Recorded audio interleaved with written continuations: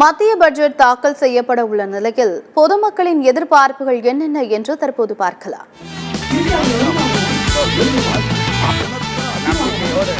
போராட்ட களத்திலே காத்திருக்கின்றோம்.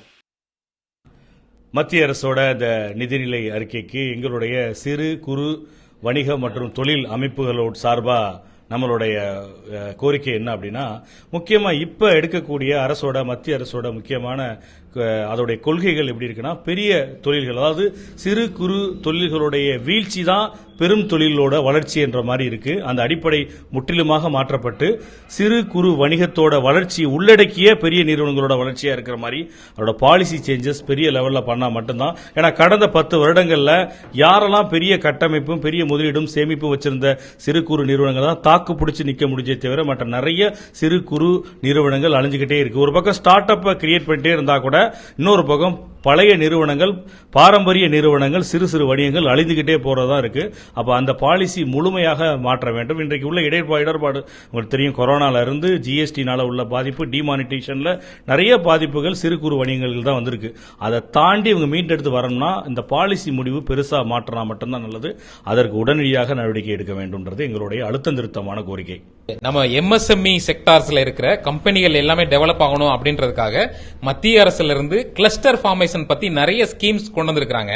அந்த ஸ்கீம்ஸ் கொண்டு வந்ததெல்லாம் பரவாயில்ல, ஆனா இதை நம்ம அப்ளை பண்ணி போகும்போது இதற்கான ஃபண்டிங் சரியா முறையா கிடைக்கிறதுக்குல நிறைய தாமதமாகுது. சோ இதையெல்லாம் முறைப்படுத்தி எம்எஸ்எம்இ செக்டாருக்கு இந்த ஃபண்டிங் உடனே கிடைக்கிறதுக்கான நிறைய வழிவகைகள் செஞ்சு கொடுக்கணும் அப்படின்றத கோரிக்கையா வைக்கிறோம். வணிகத்துல இறக்குமதியை நம்ம குறைச்சு நம்மளோட ஃபாரெக்ஸ் டெவலப் பண்ணணும் அப்படின்னா நம்ம உள்ளூர் விவசாயிகளை அதிகமா பயன்படுற அளவுக்கு அவங்க லேட்டஸ்ட் டெக்னாலஜி நிறைய விதங்களை பயன்படுத்துறதுக்கு ஃபார்மர்ஸ்க்கே நிறைய அடிப்படை டெக்னாலஜியை சொல்லிக் கொடுத்து அதை டெவலப் பண்றதுக்கு நிறைய ஃபண்டிங் ஒதுக்கி அதை டெவலப் பண்ணணும்ன்றத கோரிக்கையா வைக்கிறோம்.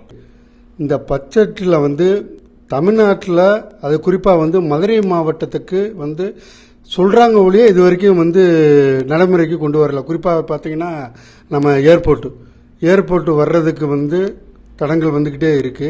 அது என்ன காரணம் இவங்களை கேட்டால் மத்திய அரசு சொல்றாங்க, மத்திய அரசு மாநில அரசு சொல்றாங்க.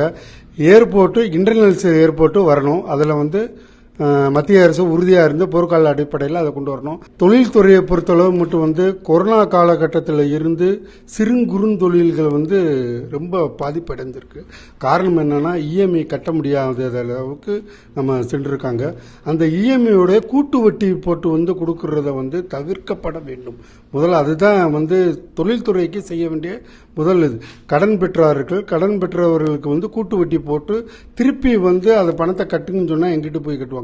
கொரோனால வியாபாரம் இல்லை, பண மதிப்பீடு குறையும் போது அதுக்கான வசதிகளும் இல்லாமல் இருக்கிறதுனால வெளிநாட்டில் இருந்து முதலீடுகள் கொண்டு வருவது நல்ல விஷயம்தான். ஆனால் உள்நாட்டினால் இருக்கின்ற சிறு குறுந்தொழில்களை காப்பாற்றுவதற்கு மத்திய அரசு முதலில் நடவடிக்கை எடுக்கப்பட வேண்டும். அதுபோல ஜிஎஸ்டியில் குளறுபடி அதிகமாக இருக்கு. 4 ஸ்லாப் உள்ளதை 2 ஸ்லாப் கொண்டு வந்தீங்கன்னா நல்லா இருக்கும். 5%, 10%, 2 ஸ்லாப்ல கொண்டு வந்தீங்கன்னா இன்னும் சிறு தொழில் வளர்றதுக்கான வாய்ப்புகள் அதிகமாக இருக்கு. இப்போ மேனுஃபேக்சர்ஸ் இருக்கிற பெரிய ப்ராப்ளம் என்னன்னா, இந்த ரா மெட்டீரியலோட பிரைஸ் ஹைக் சடன் ஹைக்கு, அதே மாதிரி சடனா குறையிறது. இது அவங்களால சமாளிக்க முடிய மாட்டேங்குது. ரேட்டு ஃபிக்ஸ் பண்றது ரொம்ப கஷ்டமா இருக்கு. இப்போ ஒரு 10% அந்த மாதிரி கூடனா பரவாயில்ல, கிட்டத்தட்ட 50% வரைக்கும் சடனா ரைஸ் ஆகுது. அப்போ அவங்களால அந்த ஸ்டாக் வச்சிருக்கிற ஸ்டாக்கை மெயின்டெனன்ஸ் பண்ண முடிய மாட்டேங்குது. இப்போ அந்த ரா மெட்டீரியல் பிரைஸை கிராஜுவலா வைக்கிற மாதிரி, அதே மாதிரி கான்ஸ்டன்டா இருக்கிற மாதிரி அதுக்கு என்ன ஏற்பாடு பண்ணணுமோ அதை சென்ட்ரல் கவர்மெண்ட் பண்ணாங்கன்னா கொஞ்சம் நல்லா இருக்கும். ஏன்னா ரா மெட்டீரியல் ப்ரொக்யூர்மெண்ட் ரொம்ப கஷ்டமான ஒரு சூழ்நிலையில் இப்போ இருக்கிற கம்பெனிஸ் எல்லாமே மூடிட்டு போற மாதிரி, அதாவது க்ளோஸ் பண்ணிட்டு போற மாதிரி இருக்காங்க. அதை கண்ட்ரோல் பண்ணணும்னா அந்த ரா மெட்டீரியல் தான் அவங்களுக்கு மெயினான ஒரு ரீசனா இருக்கு. இந்த ரா மெட்டீரியல் ப்ரொக்யூர்மெண்ட் கரெக்டா இருந்துச்சுன்னா எந்த கம்பெனியும் மேனுஃபேக்சர் கம்பெனியும் பாதிக்கப்படாது.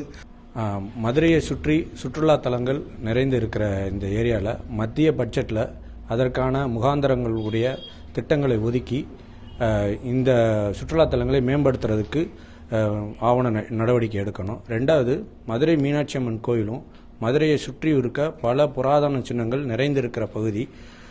தமிழ்நாடு முழுக்க நிறைய இது மாதிரி புராதன சின்னங்கள் இருக்கிறது. இதற்கு தேவையான உள்ள கட்டமைப்பை உருவாக்கி சுற்றுலா தலங்களை மேம்படுத்துறதுக்கு நிதி ஆதாரங்களையும் அதற்குரிய வகைப்பாடுகளையும் உருவாக்கி புதிய ஒரு திட்டங்களை உருவாக்கி மத்திய அரசாங்கம் நம்மளுடைய குறிப்பாக தமிழ்நாடும் குறிப்பாக பன்மையான நகரமாக இருக்கிற மதுரையும் மேம்படுத்த திட்டங்கள் வகுக்கணும்னு கேட்டுக்கிறேன்.